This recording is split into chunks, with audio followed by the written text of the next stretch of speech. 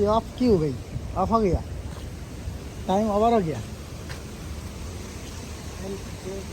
हाँ क्लोज हो गया ना, ये क्लोज हो गया। ये অন্ধকূটা নাকি?